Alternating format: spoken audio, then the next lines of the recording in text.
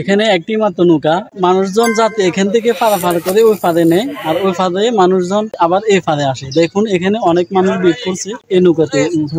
অবশ্যই সব এখানে আসবে, কিন্তু বেশি মানুষ যদি হয় তাহলে এই নৌকাটাতে কিন্তু আসবে না। অল্প কিছু মানুষজন অল্প অল্প করে করে এই মানুষজন ওখান থেকে পারাপার করতে হতেছে। এখন চলুন আপনাদেরকে দেখাবো কিভাবে মানুষজন পারাপার হচ্ছে।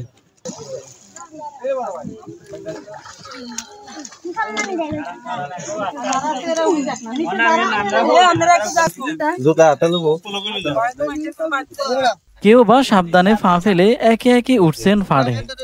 এই দৃশ্যের মাঝে আমিও প্রস্তুতি নিচ্ছি নৌকায় ওঠার জন্য।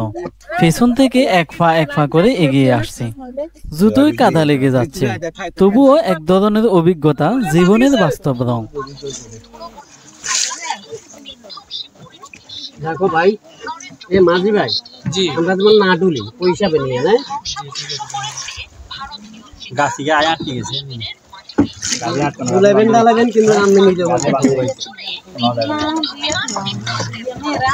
শেষমেশ আমি উঠলাম নৌকায়। নৌকায় ইতিমধ্যে কিছু যাত্রী বসে আছেন। নদীর বুক ছিঁড়ে এক মনোরম দৃশ্য তৈরি হয়েছে। শান্ত জলরাশি, হালকা বাতাস, আর মাঝে মধ্যে বইটার সফ সফ শব্দ। এই নদীর সৌন্দর্য যেন নিজের ভিতরে সব ক্লান্তি ধুয়ে মুছে দেয়।